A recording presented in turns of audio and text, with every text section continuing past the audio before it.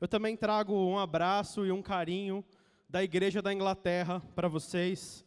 Eu estive no Reino Unido por 35 dias. Eu fui lá para uma escola de missão. Fui lá para conhecer alguns lugares, conhecer a cultura.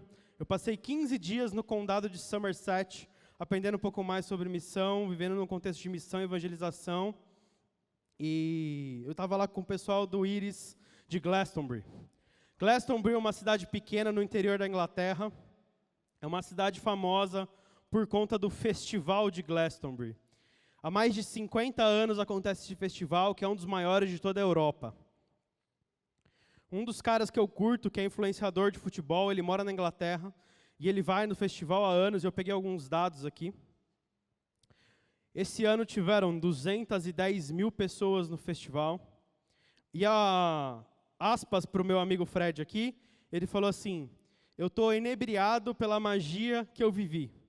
Foi a experiência mais próxima do Carnaval do Rio de Janeiro que eu vivi no mundo. Isso não é um elogio para mim. Para mim, essas pessoas estão procurando algo, e eu vou contar mais um pouco sobre vocês, sobre Glastonbury. A história de Glastonbury conta que foi lá que o rei Henrique VIII decapitou o maior líder religioso daquela região. E ele arrastou esse cara... Tem a imagem aí? Põe a imagem aí para mim. E ele arrastou esse cara até o mais alto pico de Glastonbury, até a montanha de Glastonbury. Vai chegar já já a imagem e eu explico mais coisas para vocês. Já já. É hoje que lá tem mais de 75 religiões. Eu tenho certeza que você não fazia ideia que existiam 75 religiões. Lá tem mais que isso, numa cidade pequenininha do interior da Inglaterra. E, sendo bem sincero, quando você chega lá, você entende. Porque você começa a perceber a atmosfera espiritual, é diferente. Pela atmosfera, o comércio é de... Tá vendo essa torre aqui? Tá vendo? Diz que sim. Ela é no alto de uma montanha. O Henrique VIII arrastou o maior líder religioso até o alto da montanha para ele morrer decapitado lá em cima. Lá é onde você vê as pessoas vestidas de bruxo andando na rua. Lá é onde as pessoas estão buscando... Gente de todo lugar da Inglaterra, gente da Espanha, gente de toda a Europa. Conhecemos até brasileiros lá que estão em busca de experiências com espíritos. Nós passamos 15 dias lá, adorando a Deus, buscando a Deus, proclamando que lá só tem um Senhor. Aquela região só tem um Senhor, só tem um Salvador. E é Jesus quem ressuscitou dos mortos e nos deu vida e vida eterna. Amém? Talvez você ficou assustado um pouco com esse começo. Mas a minha camiseta está falando aqui que a luz brilha na escuridão. Um pouco do que a gente vai falar hoje é sobre luz. É sobre como a gente pode ser luz na escuridão. Talvez você olhe para eu falando isso e você fala assim: nossa, a Europa está perdida mesmo, a Inglaterra está perdida mesmo, esses caras não querem saber de Deus. Mas eu venho trazer uma boa notícia para você. Eu estive em algumas igrejas lá e eu vi. Deus está se movendo na Inglaterra. Deus está se movendo na Europa e nas nações. E eu vou contar um pouco dos testemunhos mais para frente. Mas eu queria deixar uma aspa aqui do post do Luca Martini de hoje. E ele começa a desenvolver sobre o quanto a Europa está sedenta e está buscando algo. A Europa está se abrindo por evangelho de Jesus. E nós temos essa resposta. Nós temos essa resposta. Eu queria que você abrisse a sua Bíblia em Lucas capítulo 10.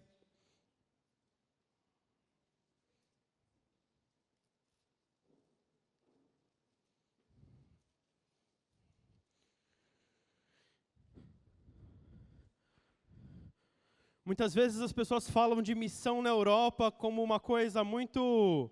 nada a ver isso aí.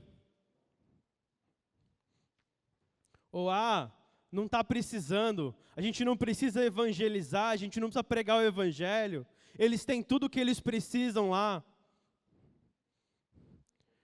Talvez eles tenham uma riqueza, talvez eles tenham um senso de realeza, baseado na cultura deles, baseado no que eles aprenderam de gerações em gerações, baseado no que foi dito para eles através dos murais, dos vitrais das igrejas.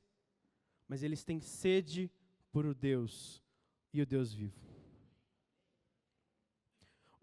Eu vou falar mais um pouquinho sobre isso, mas o que a gente tem vivido aqui, nesse lugar, na nossa igreja e vivido no Brasil, é uma experiência incrível. Nós não podemos negligenciar aquilo que nós estamos vivendo aqui. Porque isso aqui não é brincadeira. Isso aqui não é um clube, não é um esporte de final de semana que você vem, gasta seu tempo. Isso aqui é baseado no Deus vivo e verdadeiro. E é o que muda a vida das pessoas. Vamos lá. Lucas, capítulo 10, versículo 1. Depois disso, o Senhor escolheu outros 72 discípulos e os enviou adiante, 2 a 2, às cidades e aos lugares que ele planejava visitar. Estas foram as suas instruções. A colheita é grande, mas os trabalhadores são poucos. Orem ao Senhor da colheita, peçam que Ele envie mais trabalhadores para os seus campos.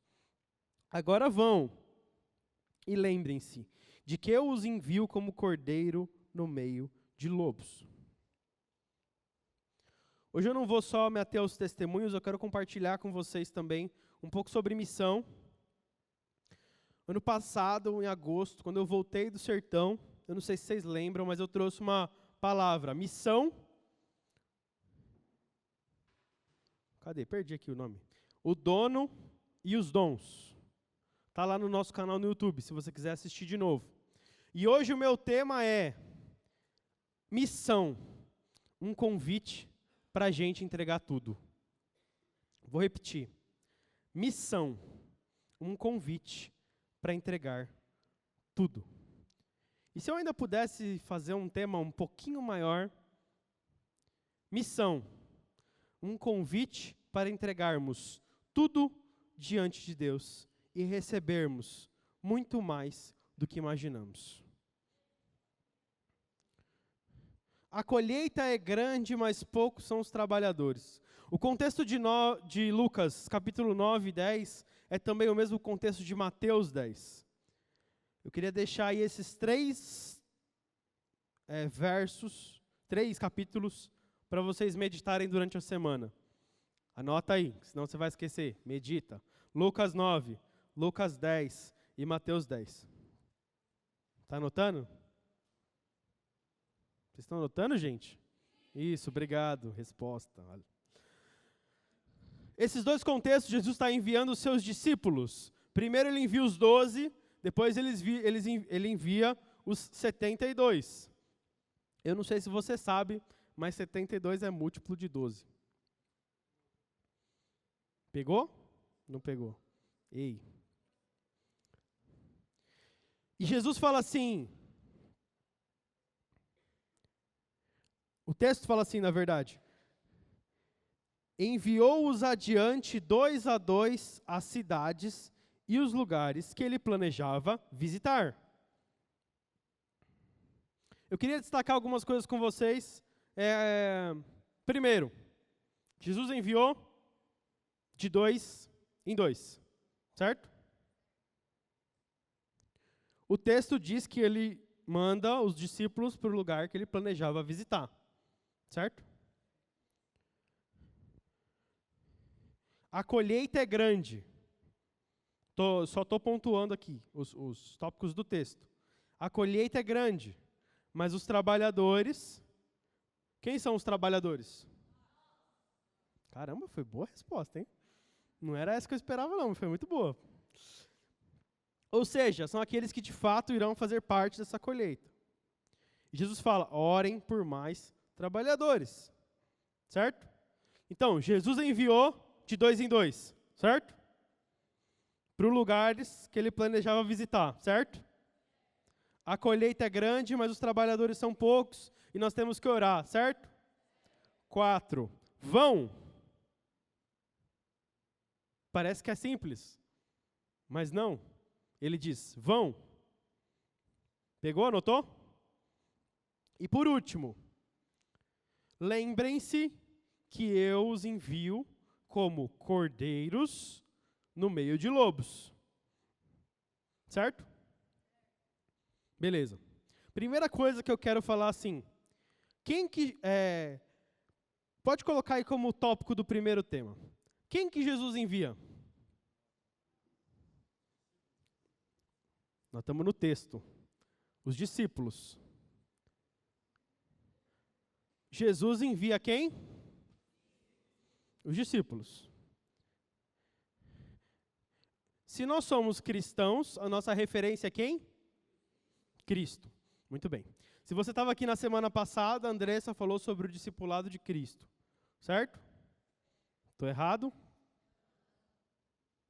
Ou seja, a maneira de Cristo de viver. Ouvir seus ensinamentos, viver com base na sua verdade e na sua palavra. Certo? Por que você está aqui hoje? Não precisa responder. Mas eu tenho certeza que se você está aqui hoje, é porque em algum momento Deus falou com você. Não sei quando, não sei faz quanto tempo, não sei se foi ontem, se foi hoje, mas Deus falou com você. Tô certo?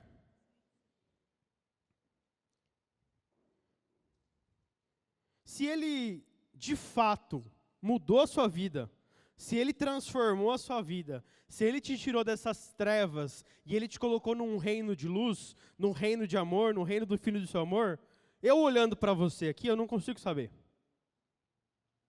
Eu não consigo saber. Mas você sabe.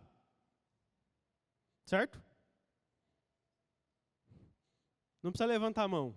Mas quem aqui tem um testemunho de Deus te tirar de um lugar de trevas e Ele colocar num lugar de luz, de amor? Não precisa levantar a mão. Tudo bem, eu aprecio o seu... Obrigado por levantar a mão e participar. Começa a pensar aí, da onde Deus te tirou? Porque na maioria das vezes, a gente esquece. Faz um exercício comigo, fecha os seus olhos. Fecha o olho. Começa a lembrar da onde Deus te tirou. Às vezes você era uma criança e Jesus te encontrou.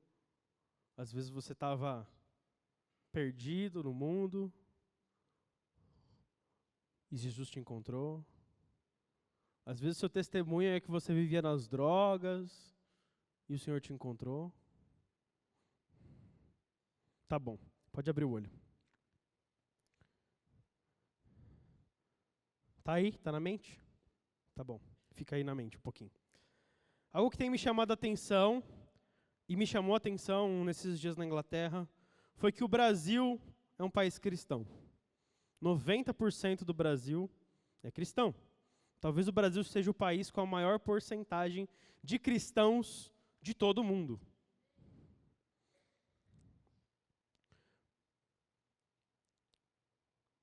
Nós não temos problema de falar que nós somos cristãos. Nós não temos dificuldade. Ah, eu vou na igreja. Ah, minha mãe vai na igreja. Ah, eu oro. Teu amigo da escola até sabe que você é cristão. Nós não temos problema de ser culturalmente cristãos. Mas ser culturalmente cristãos não muda a nossa vida. Tô certo? Ser culturalmente cristão não muda o nosso estilo de vida. Ser culturalmente cristão não muda o nosso lifestyle. Não muda o jeito com que a gente fala. Não muda as nossas palavras.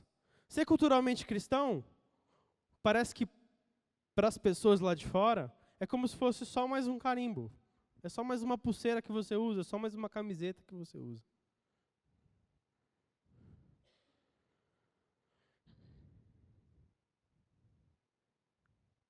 Do outro lado do mundo já não é mais assim. Um povo que viveu anos de avivamento, anos de uma igreja que era aquecida, que enviava missionários para o mundo, deixou se esfriar. E virou um povo que nem mais culturalmente é cristão. Ser culturalmente cristão não muda a nossa vida. O que muda a nossa vida é quando a gente aceita Jesus e a gente deixa Ele transformar a nossa vida. O Maicon Barroco trouxe um dado para a gente lá na escola, que é o seguinte: hoje, num domingo, se reúnem mais pessoas em igrejas na Nigéria do que no Reino Unido.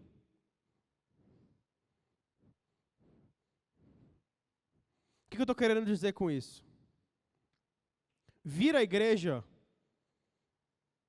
não faz com que a gente se torne um cristão. Não faz com que a gente se torne um discípulo.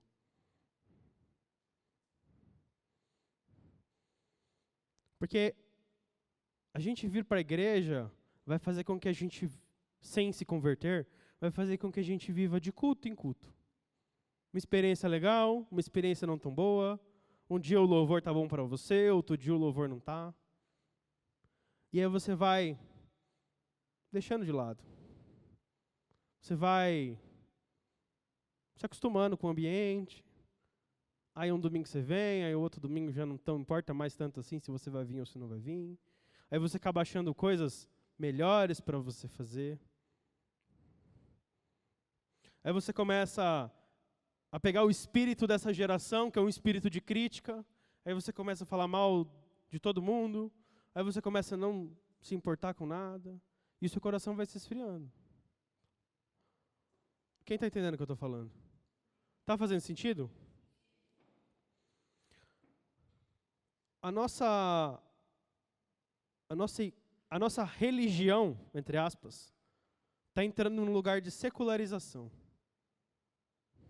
Nós estamos deixando entrar as coisas do mundo, nós estamos deixando entrar a ansiedade, nós estamos deixando entrar o medo dentro da igreja.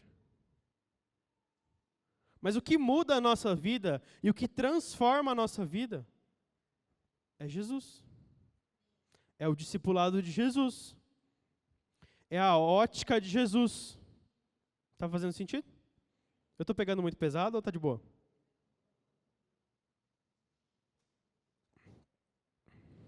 Romanos 12 vai falar algo muito interessante. Lembra que eu ainda estou nessa pegada da gente falar sobre conversão.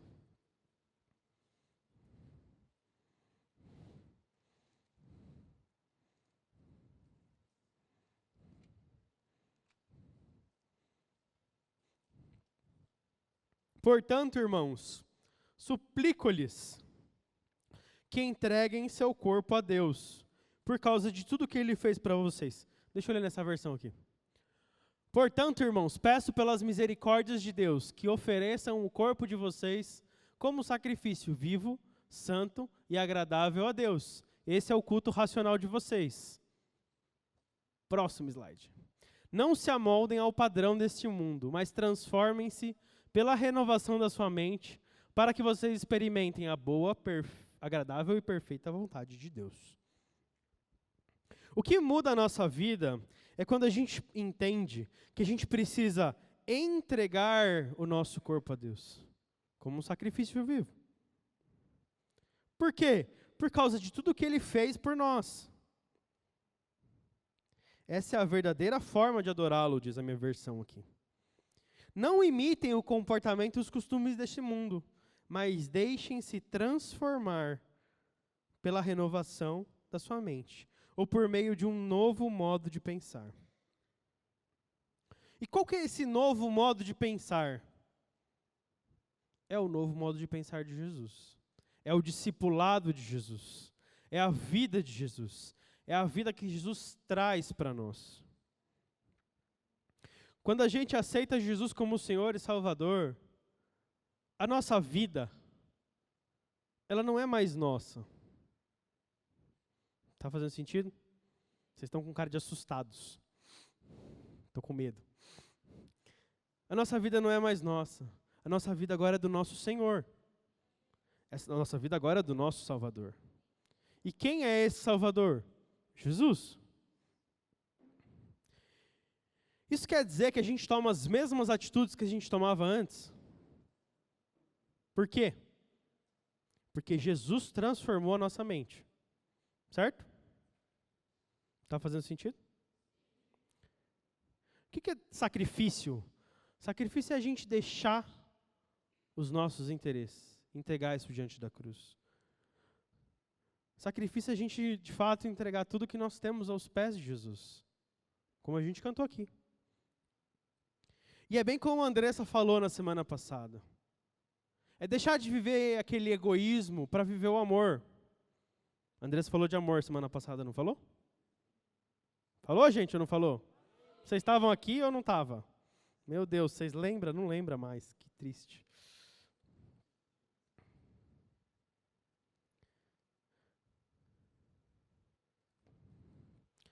É viver todos os dias entregando as nossas vidas aos pés do Senhor. Todos os dias. Não só de domingo. Não só no dia santo. Não só quando você quer. Todos os dias. Por quê?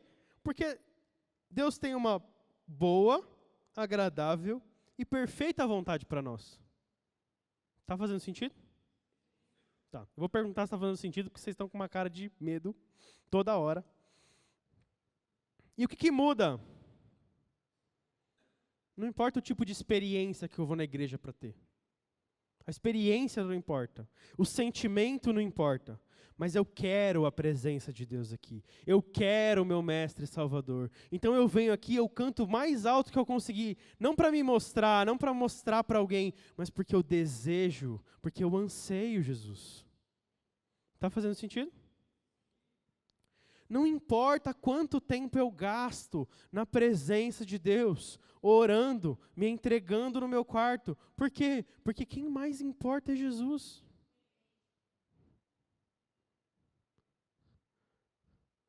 Sabe? O que esse texto está falando é que a gente deixa de ser aquele crente que entrega só o que sobra para Deus. Você é crente que entrega só o que sobra? Às vezes a gente é. O que é que entrega só o que sobra? Você chega, passou o dia inteiro, trabalhou, estudou, fez o que fez. Aí deu 00:01, você fala, não orei. Aí você ora 2 minutos e dorme. Você entregou tudo para Deus? Ou você entregou o que sobrou? Você sai de casa sem depender dele. Você sai de casa sem, de fato, ter entregue as coisas para ele. Você vai trabalhar sem ter entregue o seu trabalho para Deus. Você está vivendo por você. Você não está vivendo para ele. Você sai de casa para ir para a escola ou para a faculdade e você não entregou a sua vida para ele. Você está vivendo por você. É errado viver por você? É, porque Jesus chamou a gente para ser discípulo. Está fazendo sentido? A gente vem para a igreja, parece que a gente vem com uma jarrinha. Quem aqui vem para a igreja com uma jarrinha? Você está esperando que alguém derrame algo sobre a sua vida. Ao invés de você mesmo encher a jarra na fonte de água viva e trazer, para derramar sobre alguém. Sabe, eu vou te dar um conselho muito fácil. Se você lê a Bíblia durante a semana, é 90% de chance da pessoa que estiver aqui, ou ministrando ou pregando, falar um versículo que você leu. Se você lê a sua Bíblia, é uma chance incrível de alguém perguntar alguma coisa para você e você ter o texto ali na mão. Porque você leu e você lembrou.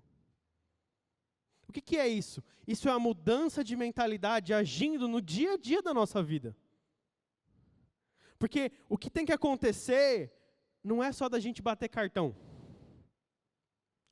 É desse discipulado entrar na nossa mente e mudar o nosso jeito de viver. Mudar o jeito que eu me visto, porque como eu me visto não está glorificando a Deus, está glorificando a mim mesmo. eu estou me expondo para as pessoas, ao invés de entregar o meu coração e a minha santidade diante de Deus. É de mudar o jeito que eu falo, porque o jeito que eu falo ofende as pessoas, ao invés de glorificar a Deus. A Andressa falou, se você não viver para Jesus, como é que você quer viver da missão dele? Eu não sei como é que é a sua casa, mas por 14 dias eu estive num lugar que não era a minha casa. E é estranho. Porque não tem os costumes são diferentes. As tretas é diferente. Agora minha pergunta é, num lugar escuro que às vezes é a sua casa, você está conseguindo ser luz? Deus está transformando a sua mente a um ponto tão profundo e você está tendo tanta intimidade com Deus que você está conseguindo transformar a sua casa? Ou você desiste quando você chega em casa?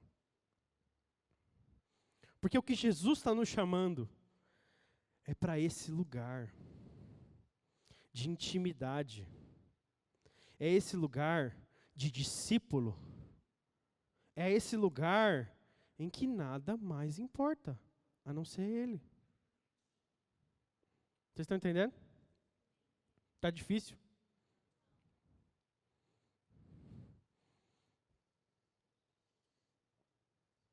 Um sacrifício vivo é quando eu deixo o meu egoísmo de lado e passo a amar as pessoas.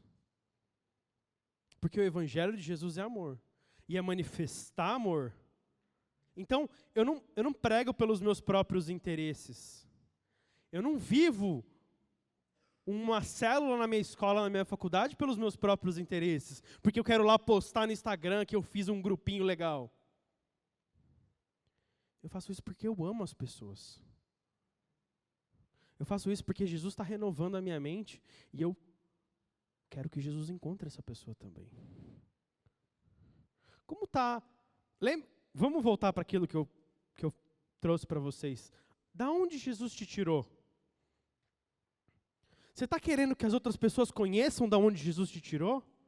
Ou você está tão preocupado com a sua imagem que você fala assim, ai não vou pregar não, porque vai que ele não quer, que eu não aceita.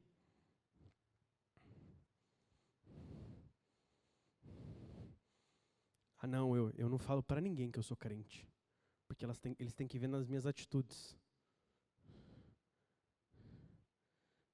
E você não faz nada, você não ama ninguém. Vai ver o quê? Vai ver nada. Vocês estão vendo o sentido disso? Por que eu estou falando isso? Porque se a gente não for discípulo de Jesus, Ele não nos envia para a missão. Ele não nos envia para a missão. Ele envia quem? Ele envia quem? Será que você pode falar nós igual falar aquela hora? Ficou mais difícil de falar nós agora, né? Vocês são espertos. Uma das coisas que eu mais aprendi nesses dias da missão foi... não adianta nada... Anota isso. Não adianta nada eu ir para a missão com a minha mala cheia. Abre aí, Mateus capítulo 10. É um dos textos que eu mandei vocês lerem, hein? Vocês fiquem espertos.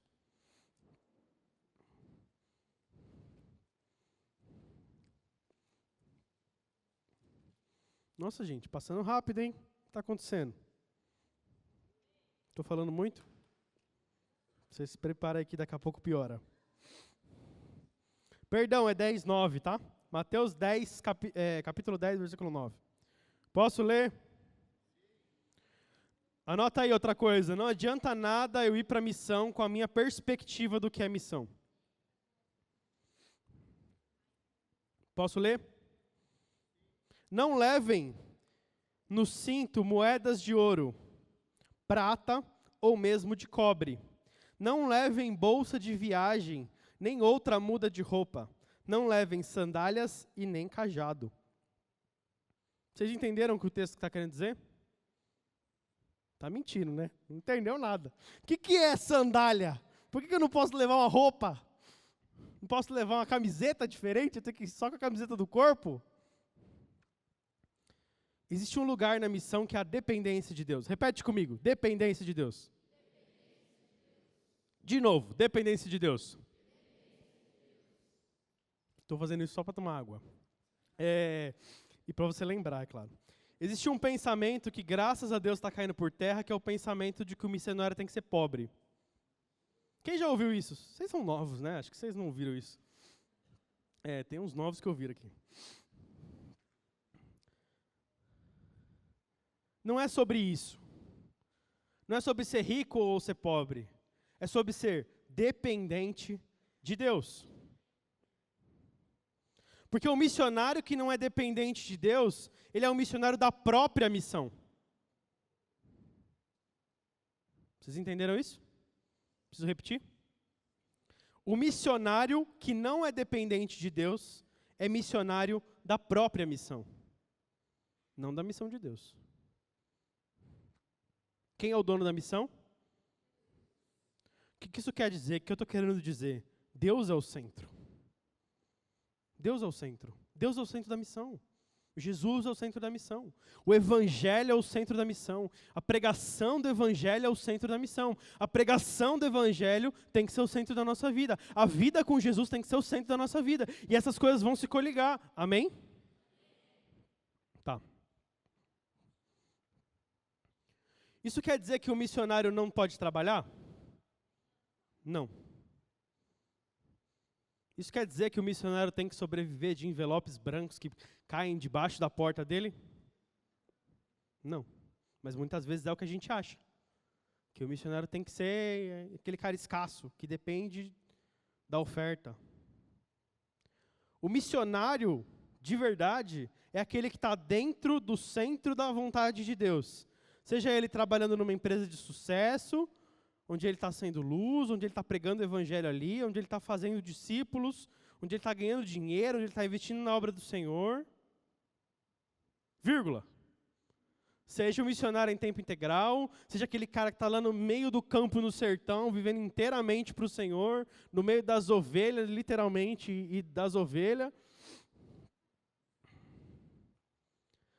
Seja aquele cara que criou uma empresa para ter a missão, para investir na missão, para investir nos missionários. Eu queria contar uma coisa rapidinho aqui. Tem um país que chama Mianmar, não sei se você sabe. E esse país proibiu a entrada de missionários cristãos. Não pode ser missionário em Mianmar. Aí, Deus é criativo, gente. Amém? Ufa, ainda bem que vocês responderam amém. Deus deu uma visão para um cara que ele seria empresário em Mianmar. E aí ele comprou uma fazenda de porcos. Sabe o que aconteceu? A fazenda dele prosperou. E ele conseguiu contratar mais não sei quantas pessoas. Todos missionários. E ter visto para todo mundo. E sabe o que acontece lá em Mianmar, naquela fazenda de porcos? Eles trabalham 3 horas por dia, e outras 3 horas por dia, eles estudam a palavra, fazem sala de oração, e pregam o evangelho em Mianmar. Deus é criativo. E se Ele está falando com você, abre o seu coração. Amém?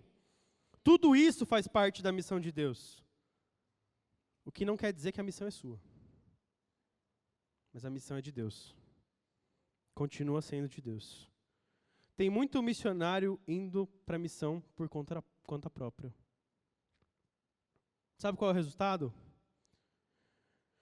Tem uma história de uma menina que ela veio para o Brasil, ser missionária no Brasil, passou em umas 2 ou 3 agências missionárias. Pelo que contam, ela não quis ser discipulada, não quis ser pastoreada, e foi para o Oriente Médio. Voltou para Portugal, foi para o Oriente Médio. E ela virou uma apóstata da fé. Ela deixou a fé. Ela começou a namorar um muçulmano e ela se converteu ao Islã. ela encontrou a verdade? Não. Ela não encontrou a verdade. Ela perdeu o que ela tinha em troca de algo ou alguém. Por que eu estou te falando isso?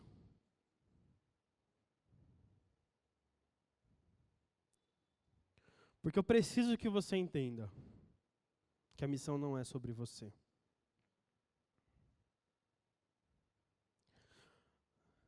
Quer dizer que a missão vai ser chata? Porque não é sobre você? Não. Porque tem um cara cooperando com você na missão dele.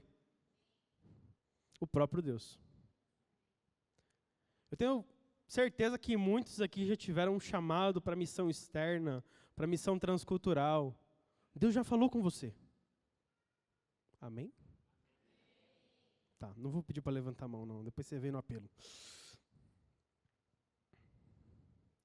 Sabe, o que Deus quer da gente, mais do que uma missão, é que a gente seja filho, é que a gente seja discípulo.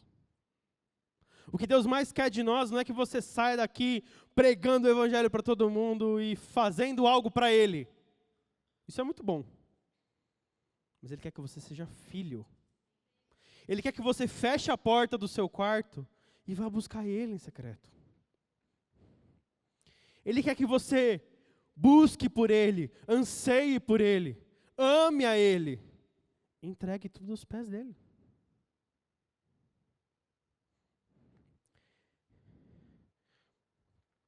Uma das chaves da obra, ou a chave da obra, é o relacionamento com Deus.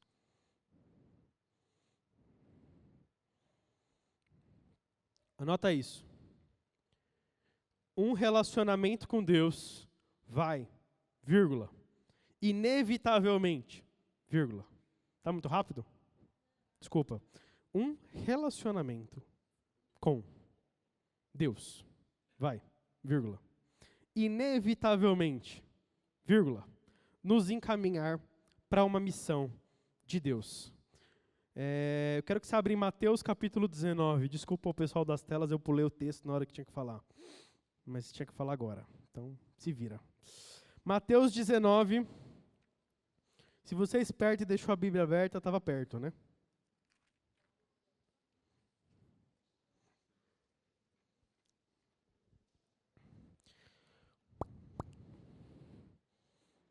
(19 e 16). Amém ou misericórdia? Eu tenho saudade quando vocês falavam amém sem precisar perguntar. Um homem veio a Jesus com a seguinte pergunta: Mestre, quais boas ações eu devo fazer para obter a vida eterna? Por que você me pergunta sobre o que é bom? Perguntou Jesus. Há somente um que é bom. Se você deseja entrar na vida eterna, guarde os mandamentos. Quais? Jesus respondeu: Não mate, não cometa adultério, não roube, não dê falso testemunho, honra seu pai e sua mãe, ame o seu próximo como a si mesmo. Mestre, tenho obedecido a todos esses mandamentos, disse o homem. O que mais eu devo fazer? Jesus respondeu: Se você quer ser perfeito, pega essa. Vá, venda todos os seus bens e dê o dinheiro aos pobres. Então você terá um tesouro no céu. Depois venha e siga-me. Quando o rapaz ouviu isso, foi embora triste, porque tinha muitos bens. Então Jesus disse aos seus discípulos: Eu lhes digo a verdade, é muito difícil o rico entrar no reino dos céus.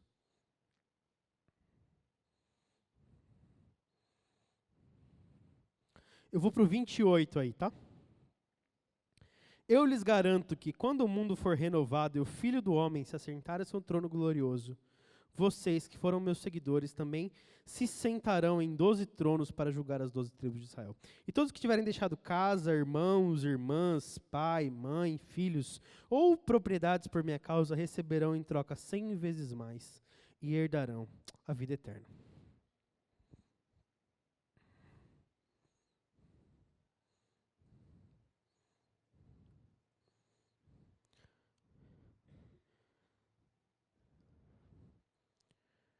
Jesus envia para a missão aqueles que são discípulos.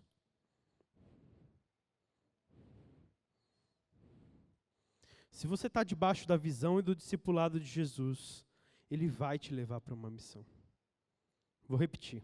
Se você está debaixo da visão e do discipulado de Jesus, Ele vai te dar uma missão.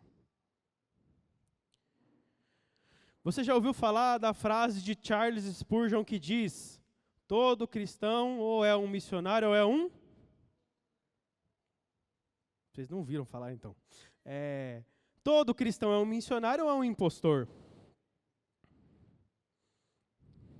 Jesus envia para a missão os discípulos. Aqueles que aceitam caminhar com Ele. Aqueles que aceitam largar tudo e caminhar com Ele. Bom, eu tenho mais 2 pontos e é 7:30. Glória a Deus. Tem uma frase em inglês que eu ouvi esses dias que eu achei ótima. Jesus, take your hearts to nations and take your hearts to the neighbors. Pegou, né? Chique. Jesus, toma o nosso coração para as nações, nations.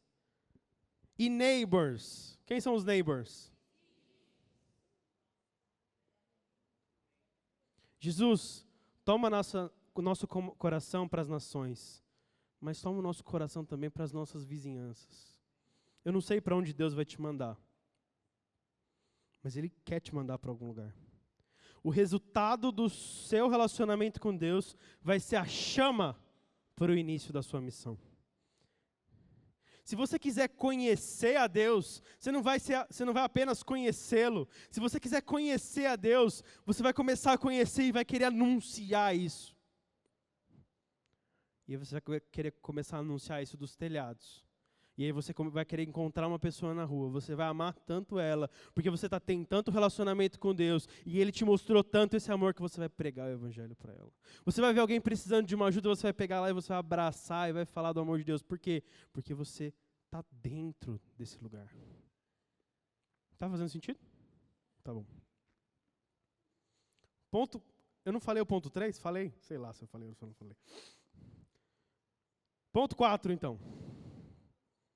Se eu pulei o 3 aí, depois eu mando o esboço lá e vocês vão entender a ordem. É muito doido falar isso, porque são mais trabalhadores. Peçam, orem por mais trabalhadores. E é muito louco, porque eu estou na frente de uns 200 trabalhadores aqui. Esse amém foi fraco, acho que pode ser um pouco melhor. Eu estou na frente de uns 200 trabalhadores aqui. Tem que ir pro corte do Instagram, você não está entendendo. Não, brincadeira. Eu vou entrar num ponto aqui que eu vou ser bem vulnerável com vocês. Uma das coisas que o Maicon falou pra gente sobre essa frase do Charles Spurgeon foi o seguinte: a missão é para todos. A missão é para todos. Para as vizinhanças, para as nossas casas, para os lugares que a gente está.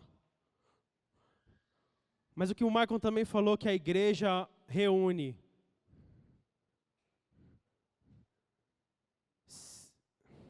esqueci quem a igreja reúne. Paulo e Barnabé. Paulo e Silas, ou Paulo e Barnabé. Ora por eles e os envia. A igreja também reúne pessoas, escolhe pessoas, ora por pessoas que serão enviadas. Assim como eu fui para a Inglaterra. Assim como a Carol foi lá para a escola do Rio, assim como a Vanessinha foi lá para o sertão. Assim como cada ano nós vamos para o sertão. A igreja tem unido missionários para ir. Eu não sei para onde você vai, mas eu estava lá no meio da Inglaterra, lá no interior da Inglaterra. E enquanto um dos meus amigos, o Mateus, dava o testemunho dele em inglês, quando ele acabou o testemunho dele, que era sobre aquilo que o Senhor estava fazendo no Brasil, o pastor pegou o microfone e falou assim: todos os brasileiros de pé. Aí eu falei, vixe, ferrou. Todos os brasileiros de pé, fiquei de pé. Falei, eita, agora vai dar ruim. E a igreja começou a orar por todos os brasileiros. Uma senhorinha devia ter uns 80 anos, pegou a mão no meu braço assim, ó. Falei, ai, Jesus! E ela falou assim, pega os seus jovens e vai para os lugares mais escuros do Brasil. Porque vocês vão levar o amor de Deus para os traficantes mais perigosos daquela nação. E eles vão aceitar o Jesus como Senhor e Salvador. O que queima no meu coração para falar para vocês hoje é, a mensagem de Jesus continua viva. Eu vi uma igreja anglicana de 1800.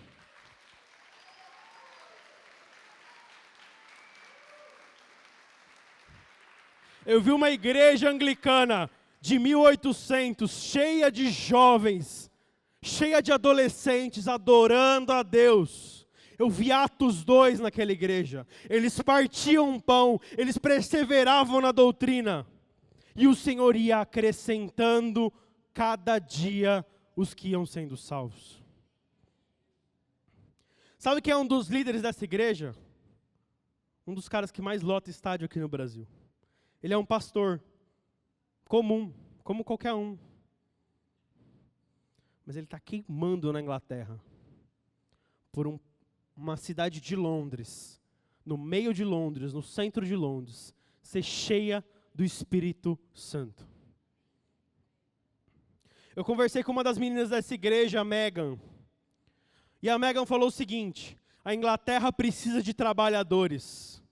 A Inglaterra precisa de ministros de adoração. A Inglaterra precisa de pastores. A Inglaterra precisa de mestres. Precisa de evangelistas. A Inglaterra precisa de pessoas apaixonadas por Jesus suficientemente para que toda a Inglaterra queime por Jesus também. Eu estava em Highworth, em Swindon, e uma senhora de 50 anos chegou me abraçando, chorando. Falou assim, por favor, volta aqui. Volta aqui um dia. A gente precisa daquilo que vocês têm. Nós precisamos daquilo que vocês têm carregado para as nações.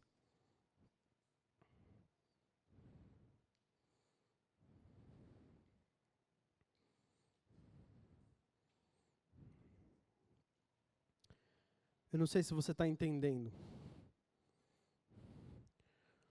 Mas o mundo tem ansiado daqueles que têm fome e sede pelo Senhor. Daqueles que não estão apegados com as suas mochilas, não estão apegados com as suas sandálias, mas estão apegados com a pregação do Evangelho e com o amor a Deus.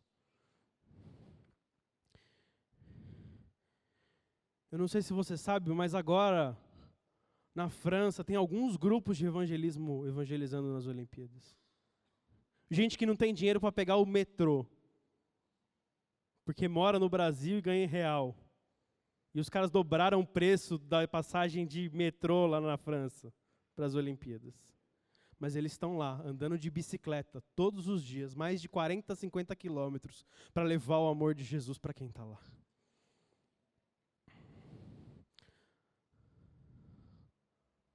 A colheita está pronta, gente. O que Deus precisa é das pessoas que não querem se apegar às coisas. O ponto 5 é que Deus nos envia como cordeiros no meio de lobos. E eu estou acabando.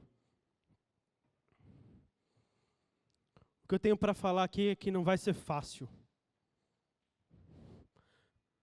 Não vai ser fácil.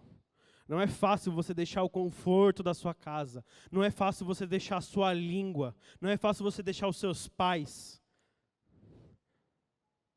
Pergunta para o Silvão e para a Marcinha como é que é para eles. Não é fácil. Mas a colheita está pronta.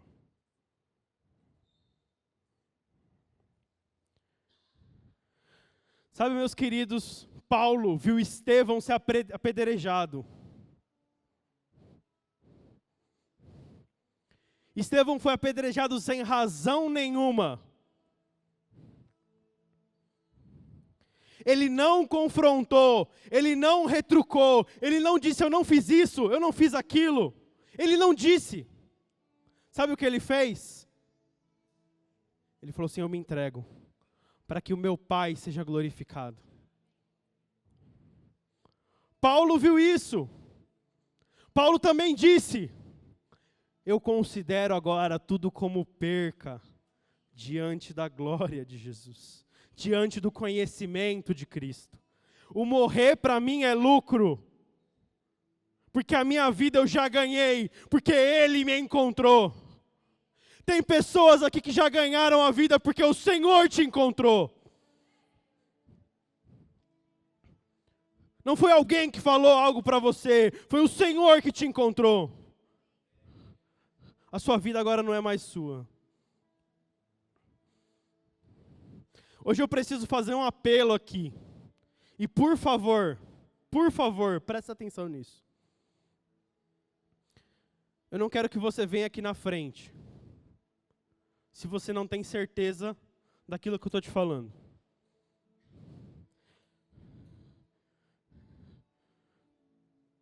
Eu não quero que você venha aqui na frente se você ainda tem dúvida disso. Eu quero que você venha aqui na frente somente se você tem certeza que tudo que você tem, você vai entregar diante dos pés de Jesus. Eu não quero que você venha aqui na frente, se você ainda não sabe, eu tenho certeza que lá na frente o Senhor vai te chamar para isso. Mas hoje o chamado aqui é para aqueles que entenderam que têm uma missão e que precisam entregar tudo. Hoje o chamado aqui é para se humilhar e entregar a sua vida diante do Senhor e Salvador, daquele que entregou tudo por você. Eu não sei para onde você vai, não importa para onde você vai, não importa se você vai para as nações, não importa se você vai para o seu bairro, não importa se você vai para o seu trampo, para a sua escola. O que importa agora é quem entendeu de verdade que não tem mais nada e vai entregar tudo diante dos pés de Jesus. Fica de pé, feche seus olhos.